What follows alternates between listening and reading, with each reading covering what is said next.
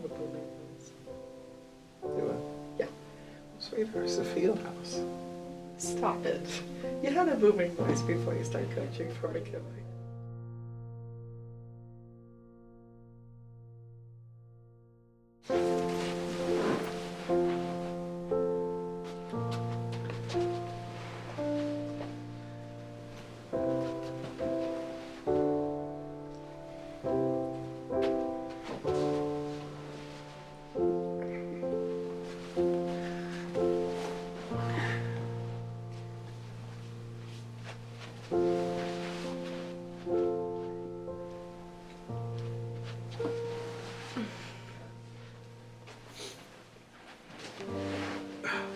Is that good? I'm Zach Deere, and I'm African American.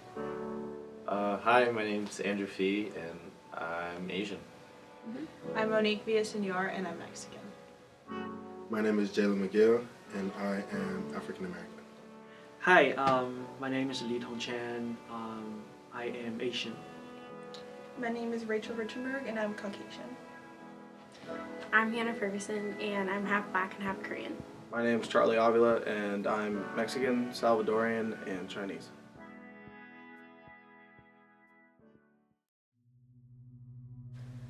Racism is a preconceived idea that you have on someone based on solely their appearance and what you hear about them, and nothing to do with who they actually are as a person, but just like what you think of them when you think of their race, I guess. So racism, I believe, is it's based off of the power structure. So like a person in power is able to oppress somebody who doesn't have that authority and is able to basically treat them wrong for whatever reasons they have against them. So for something that is different from the person in power, from the person that they're oppressing. In my words, racism is the ignorance of not knowing someone's culture and race and just presenting a judgment on them without actually being indulged in what and why they're doing what they're doing.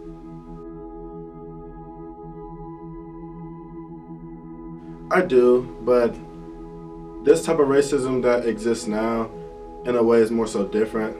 Like, sometimes people would say back in the day was worse than now, but in a way I think sometimes I feel as though now is worse than then, because if someone doesn't like me, I'd rather them show it and tell me they don't like me. But now people can do things like hide their hatred towards a specific group of people and smile in their face and things like that, and you'll never know that they secretly hate you and stuff. So I definitely think it's still prevalent today. Racism is very prevalent. We may not see it all the time, but it's out there, and unfortunately it's something we have to deal with, and it doesn't always come up. I think the world is changing a little bit, but we all have our biases. Is it right? No, but I think over time it's going to change. But yes, it's still out there.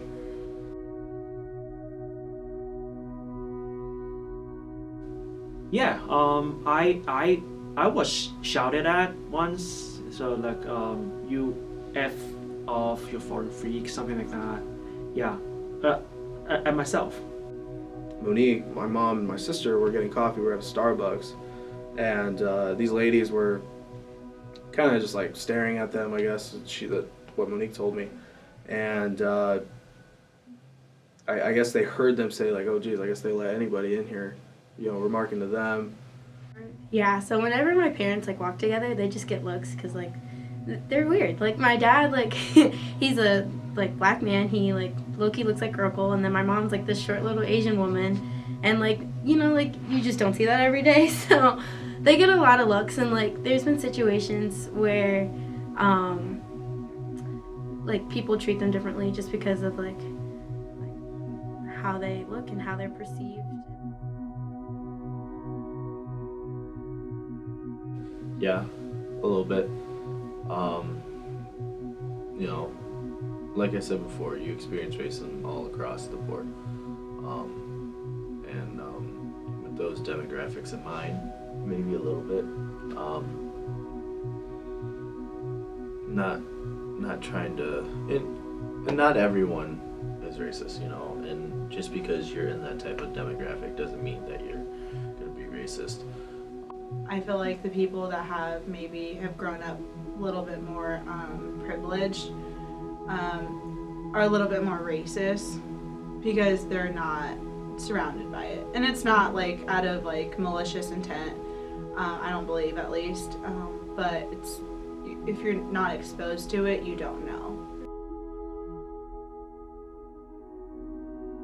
I think that it is in a way getting better and in a way staying the same, because I see like younger kids now who like don't know the whole idea of like how blacks were known as slaves and how like that, because they're too young to like know about that history, so they can have a friend who doesn't look just like them and just see them as another person, whereas like our generation and the generations above us kind of always will have this preconceived idea of like this is originally how people were seen, and it's like hard for them to overcome that idea, like even now that we're supposedly living in like an equal world. I can't say whether it's getting better or worse, but I know people are people are paying more attention to it, and people argue against each other on those topics. I guess that the problem has been there for maybe 100 of years or maybe no more than that, but as the internet is used in everyday life, and everyone is on Facebook, everyone's on Twitter, so people just pay attention to those things, and people talk about those things. So I would say it's always a topic, but now people are more aware of that. As far as getting better, we'd have to wait and see. I can't really give you a real answer on that right now. We have to wait and see. Ask me in about a year or two. I'll let you know.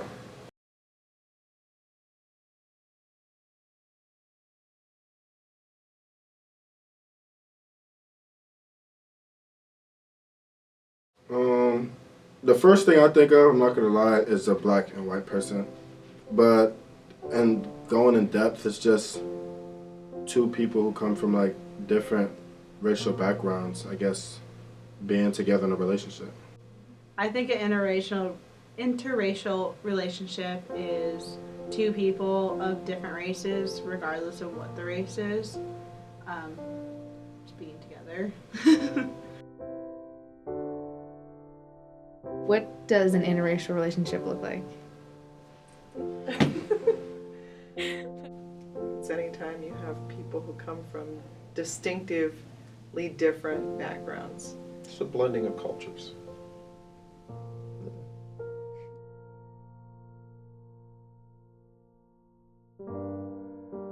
I think they are, but I believe like society-wise it's pretty questionable. I think that if you're at a grocery store and you see a white couple in the aisles like picking out some cake batter because they're gonna go home and like make some cake or something, like you don't think twice about it. You think, oh, like that's cute, like good for them. But if you go and you see like a black woman and a white man like looking at food, I think that you'll definitely get more double takes at that relationship than you would at a non-interracial relationship.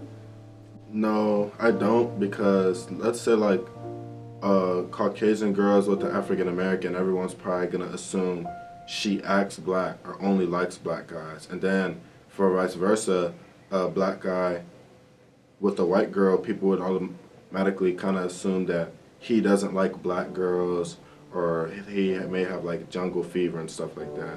So I don't really think it's like acceptable, because people more so look at it as like, dang, look at them together, rather than just seeing them as a regular couple. I think it's more of a thing these days.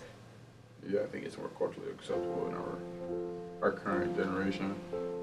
Just the world is more accepting of a lot of things, people being, homosexual, people who are transgender, you know, people are more acceptable about that in general. I mean, we're not anywhere as close as where I think we should be. I mean, there's plenty of people who still like to point fingers and say, you guys are doing this wrong or you guys are bad people. But I would say generally it's more accepted. More so, but not absolutely. You know, I think every year, not that I do a survey, but I think every year gets better. I think it's socially acceptable when you've stood the test of time. So I think that most of the people that we have around us, not necessarily our circle, but who come into contact with us, they find us credible, that we're not putting on a show, that we're not together because I'm white or he's black, but we're together truly because we had all these things in common and, you know, love each other and our families love each other, and that, so there's a credibility with that that I think is very different than, say, a young couple that is for the first time going back to their hometown or going someplace where there's not just a natural sense of openness. I think you have to have developed some credibility for it to be acceptable. Yeah, I can't say for sure, but I'm positive. If you see enough, then it's not strange anymore. Yeah, and also if there are more and more cases like that, it's more possible that you have your close friends or family members or people who you care are in that kind of relationship. Then you will begin to understand that. If we can show these kids that it's okay, it's only going to get better. And if we like shun it and like keep it white couples and black couples and Hispanic couples, we're never going to progress. So I think we'll be okay. I do think that seeing it on a day-to-day basis is much better. I think it works for growth in a positive aspect. Yeah, I just think the world's becoming more accepting.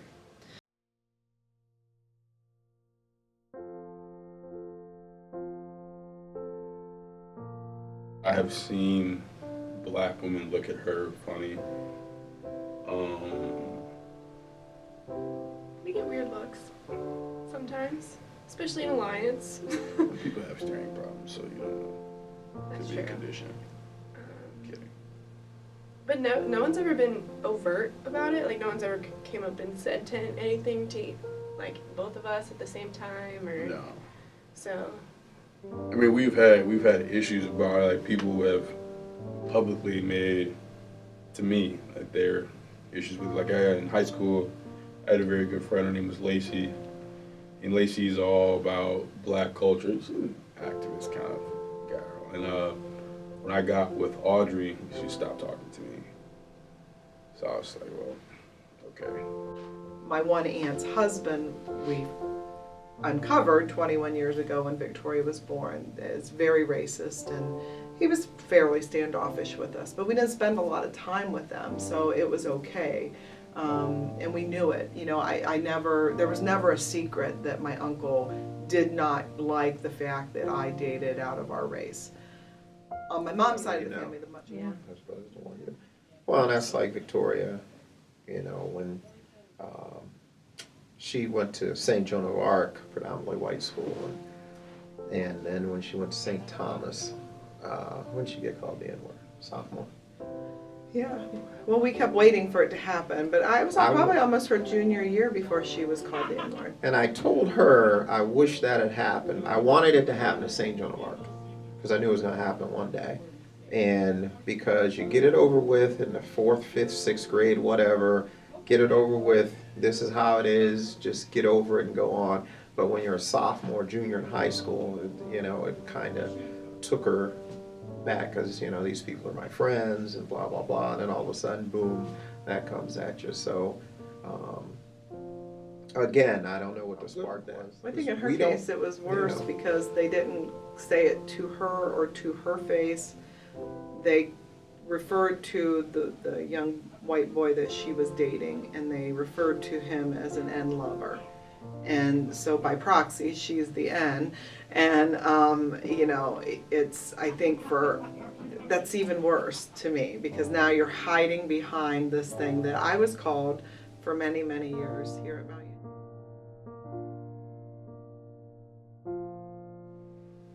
Oh, I feel he's like definitely the type of person that would. all the time, just don't do it.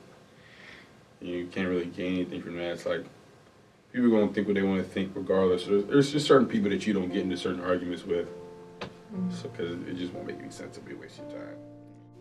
At some point, you just say to yourself, like, it is what it is. I don't have an explanation that's going to make everybody happy about it.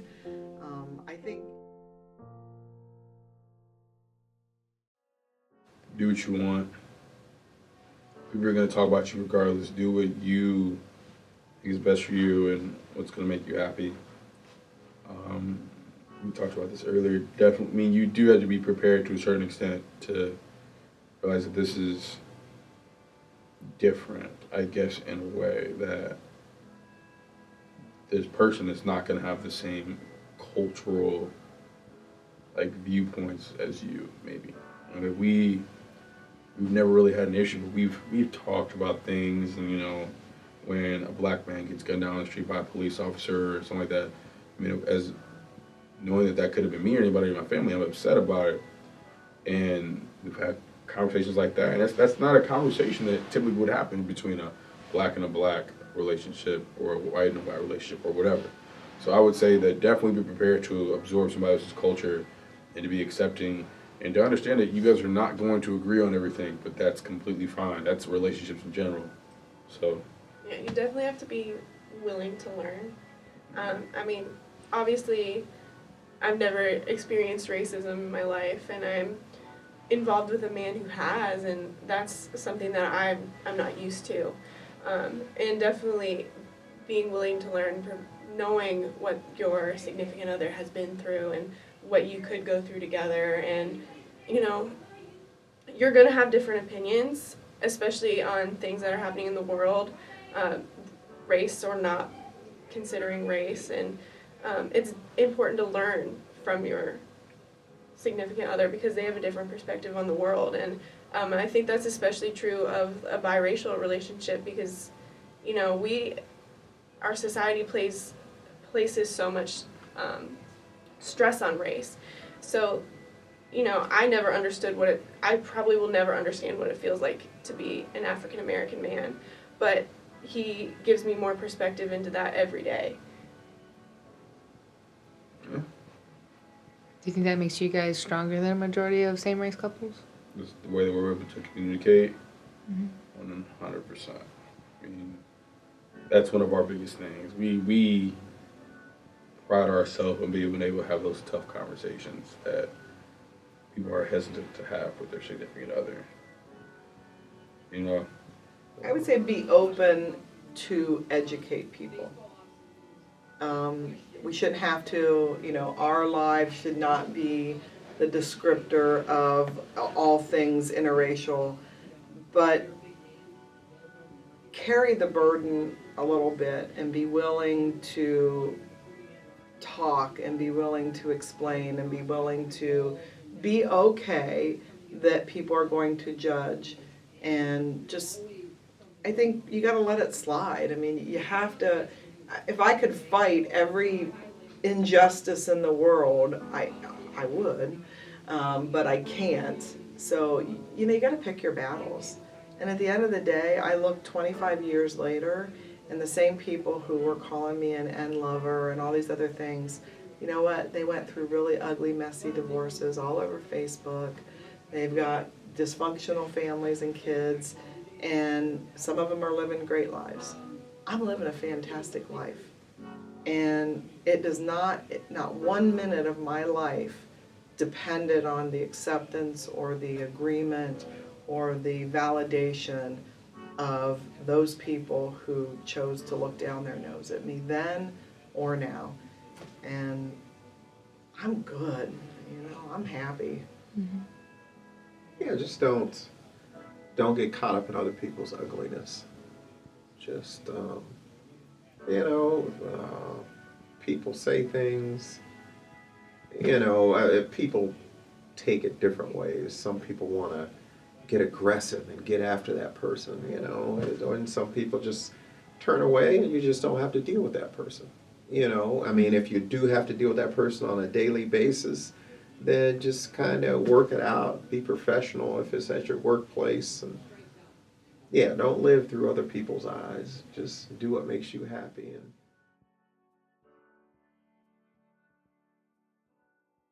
someone who's not just like them. So if they were to like put themselves in the situation where they could hang out or spend time, get to know someone and realize that they're just another person and they're just as amazing as every other person out there, that they would start to have their eyes open about the fact that just because someone's You're putting yourself in a box. You don't want to be in the box.